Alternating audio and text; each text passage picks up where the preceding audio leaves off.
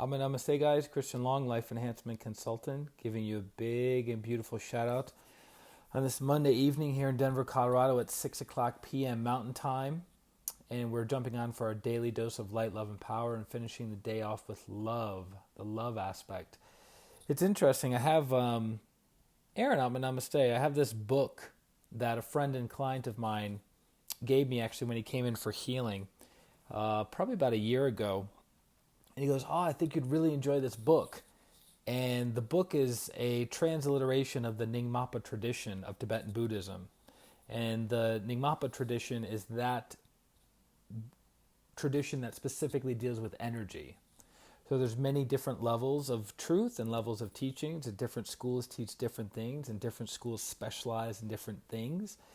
So, like for instance, in the yellow hat tradition of Buddhism, which is what the Dalai Lama teaches, it deals with the general principles of compassion.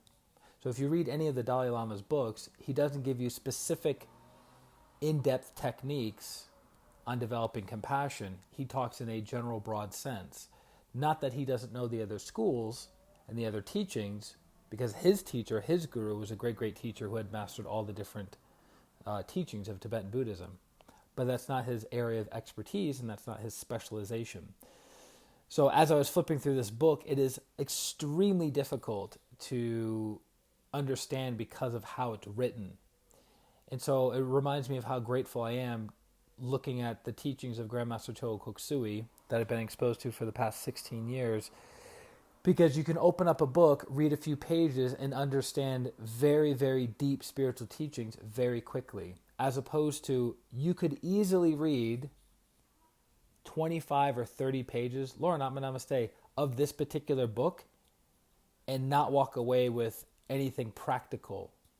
Not to say that the author of this book, which it's basically like the entire history of Tibetan, the Nyingmapa tradition of Tibetan Buddhism, it's not that it's not valuable, but it's extremely difficult to read and to understand, to penetrate deeply into the subject matter. So you have like a book like this, which is a few pages long, right? Big print of one of Master Cho's books, but by reading it, you extract great, great knowledge. So dealing with the love aspect, I was thinking about this one today as we're reading. It's been a challenging afternoon connected to the love aspect for this soul.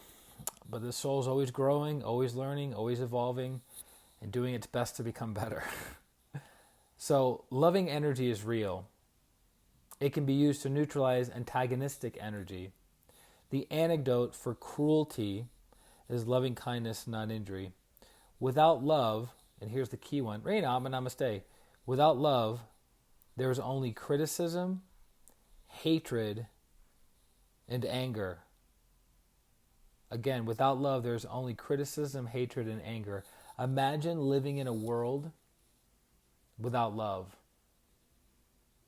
without loving thoughts, without loving words, without loving actions. Imagine living in a world without love. There would only be criticism, hatred, and anger. Amazing, right? Loving energy is real. So where's the loving energy coming from? The heart. So as we connect to our heart, and as we feel the love in our heart, the warmth in our heart, the compassion and mercy within our heart, the heart expands. It begins to radiate soft, loving energies, and it soothes the pain, the sorrow, and suffering of everyone and everything that is within the vicinity of your heart, right? So if you were to compare your heart aspect, the love aspect within you radiating, to the love aspect with, say, a Grandmaster Chogo Koksui or a Lord Buddha, think about the difference of radiation of love. I actually remember many years ago, a friend of mine was walking around Central Park in New York City, and April, but Namaste, and in the process of walking on the outskirts of Central Park, the person's clairvoyance or ability to see the inner world, the subtle energies became activated.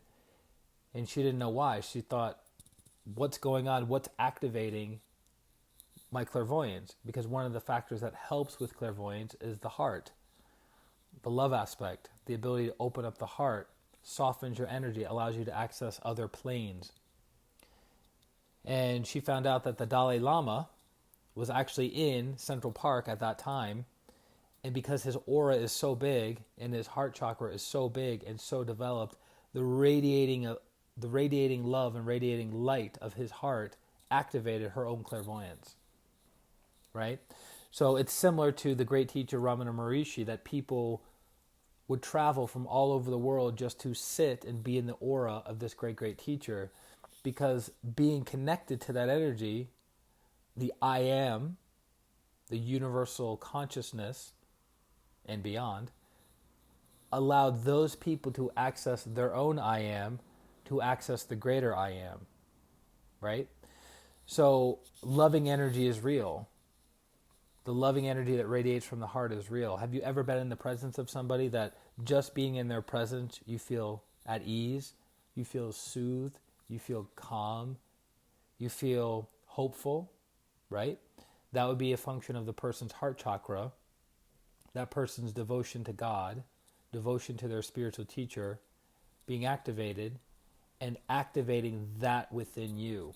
So if you're around, I'm going to say, Denise, if you are around devotional people, that will awaken the devotion within you. If you're around loving people, it will awaken love within you.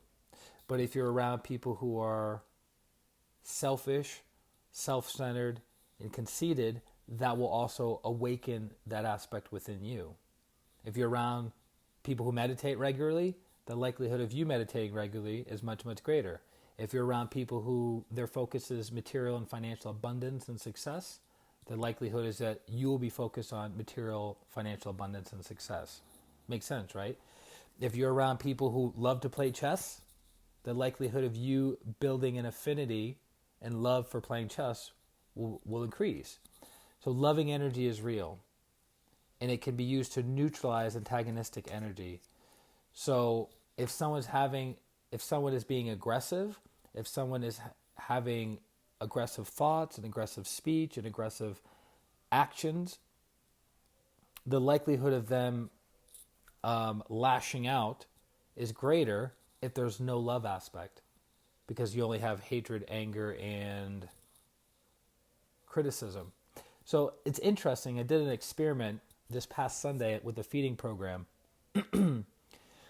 So for those of you who've ever been to downtown Denver, there's a severe problem with drug abuse and with homelessness in downtown Denver. Denver's one of the higher rental markets in the country. So if you can't pay your rent, guess what?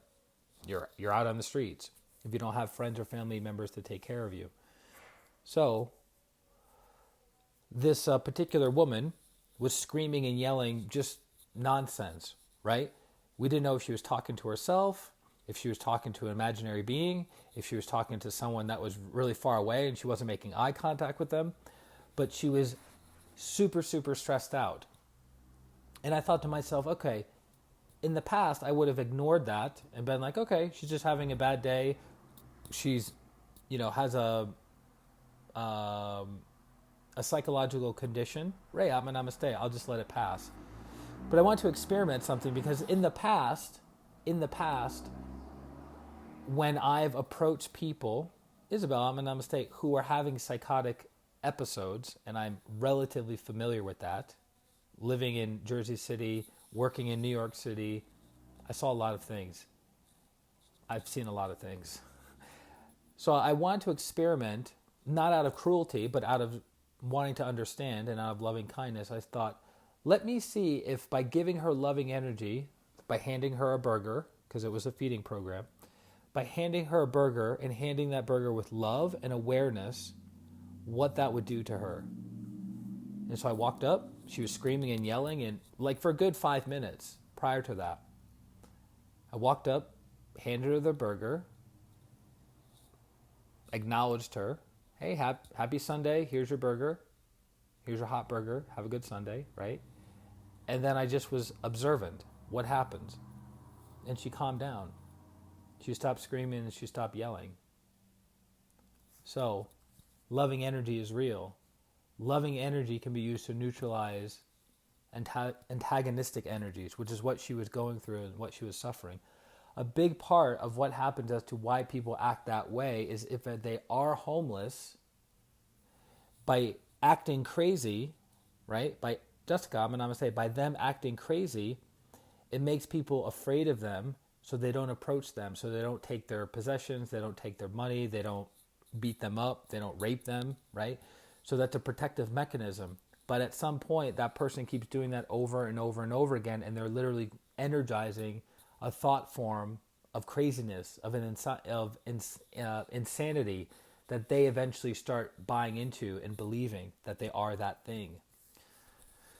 So in that moment, we were able to alleviate some of her pain. We were able to neutralize the antagonistic energies within her, the aggression of pushing people away or having an imaginary conversation with an imaginary person. It was a really beautiful moment to witness.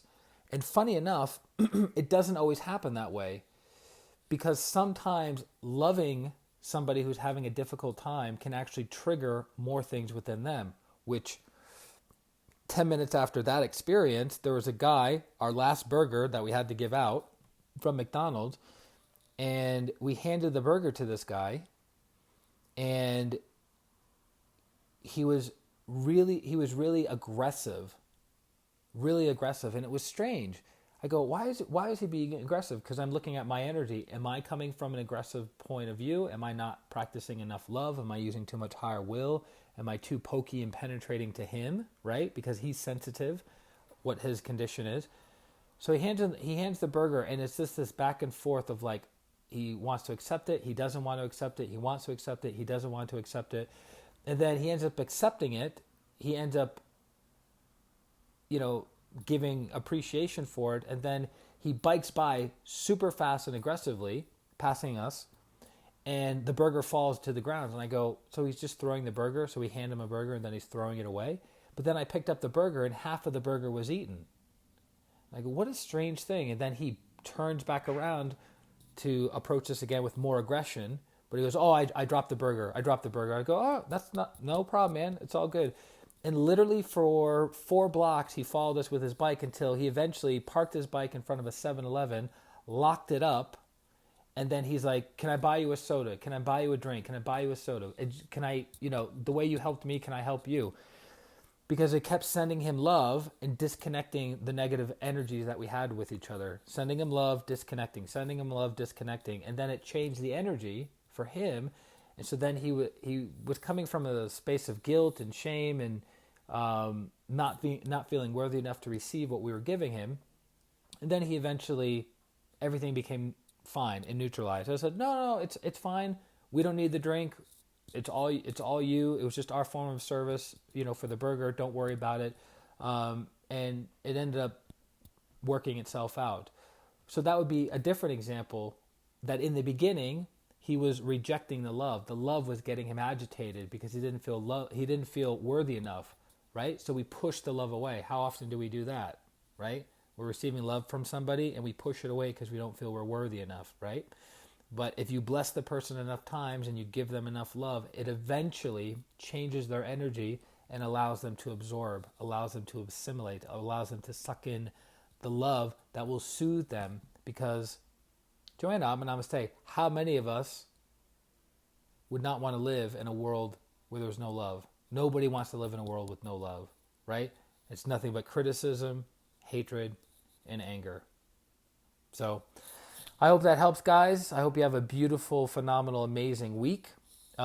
Please join us tomorrow at 8 o'clock p.m. Mountain Time. Put this on your calendar, 8 o'clock p.m. Mountain Time, for a global pranic healing meditation where there will be thousands and thousands and thousands of people logging on, all meditating together to bless and heal Mother Earth and all sentient beings, to bless and heal the coronavirus, to all inspire us to learn our lessons as a human soul so we can all move forward and not get back to business as usual, but get back to our lives, new and improved.